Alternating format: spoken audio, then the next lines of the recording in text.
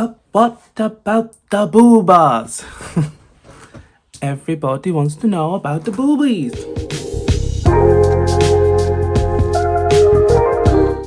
Hi, me again, that weirdo. So, it's been 1 year on HRT. Woohoo! Yeah, 1 year on HRT, specifically estrogen, for the feminizing hormones. So I'm just going to go over a little list of what I have experienced in the last year. So, 12 months. Right, so the first one I'm going to start with is the body fat redistribution. So what the estrogen does is it takes you from more of a straight manly body and sort of tries to give you at least some of those curves. So you end up potentially going down a little bit in the waist and then out in the hips, basically. So I've had a bit of that. So some days if I'm wearing like skinny jeans, then my ass looks great. If I have a nice like high-waisted skirt, again, butt looks great. So yeah, so again, the butt has grown. The butt is more of a juicy bubble butt.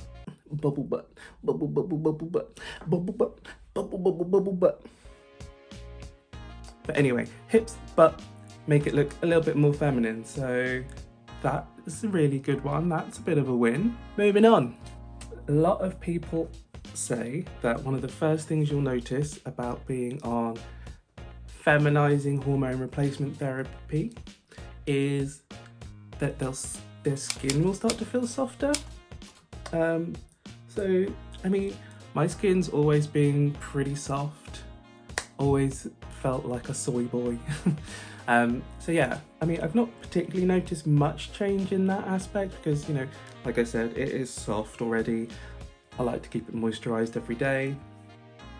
So, but it's not gotten less soft, so that's good. Skin has been good. Skin has cleared up a lot since kicking the old estrogen into high gear and getting rid of the old testosterone.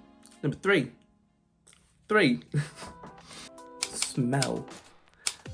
I have noticed, and a lot of other trans people notice that their body smell starts to change.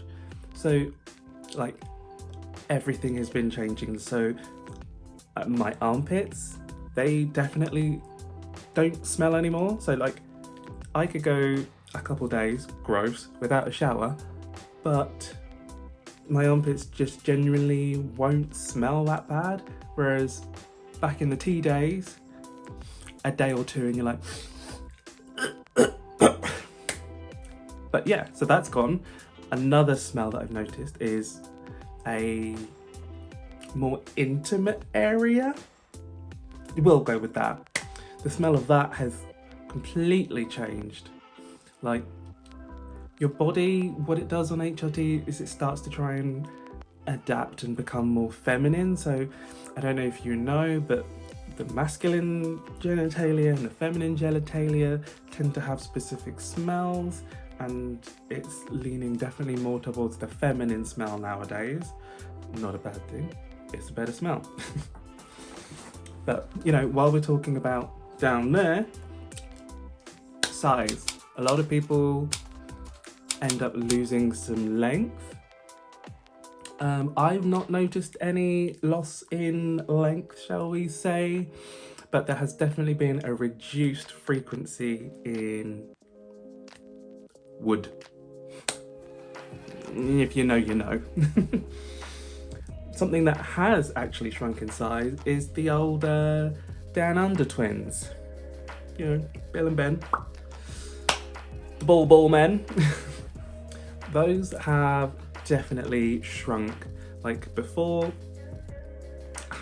I don't want to go into sizes, but a normal size, and now somewhere between a grape and a raisin, basically. You don't hear a lot of people on feminizing hormone replacement to say that, but it happens. Your balls will shrink, basically.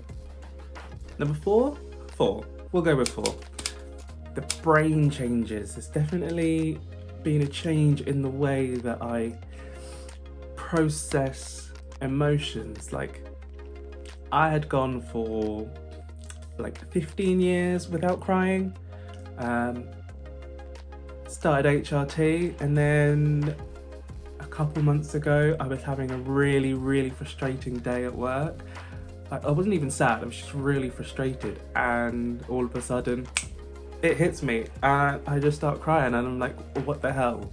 This isn't me. I don't cry. Well, welcome to hormones. It's you now. You cry. But yeah, so other than that, like, hasn't been too much difference. Like, things have been good. Mental state is good. I'm in a happy place. I've got changes going on in the body that I want to have done.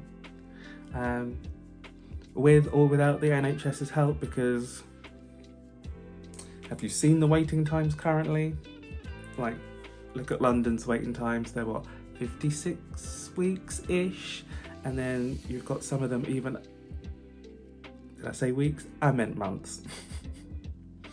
And then you've got some others who are in like the 70+ months just for your first appointment. And that's just for them to talk to you to find out, like, a little fact gathering session. Before you actually even get any actual treatment, you then have to have the second appointment.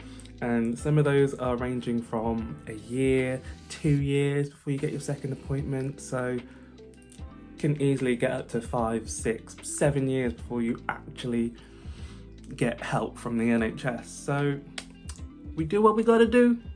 It is what it is. And number 5, 6, one of these.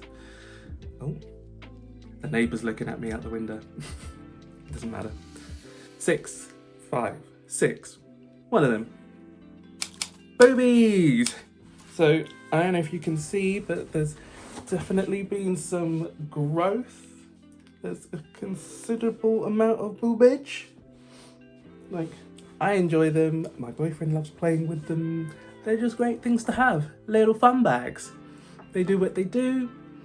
One day they weren't there, and then I was like, oh, I've got itchy nipples, because that's what happens. You get like itchy nipples first, and then without noticing, one day boyfriend just came and grabbed a handful, and I was like, oh, I got boobies.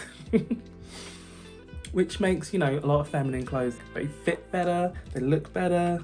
I just really enjoy it. I suppose that's most of the big things about HRT, feminizing. Like, it's not like if you go on testosterone, then you've got things like, this is my voice 1 month on T, this is my voice 2 months on T, this is my voice 4 months on T. I wish, because I hate my voice. Voice training, not something that I'm good at.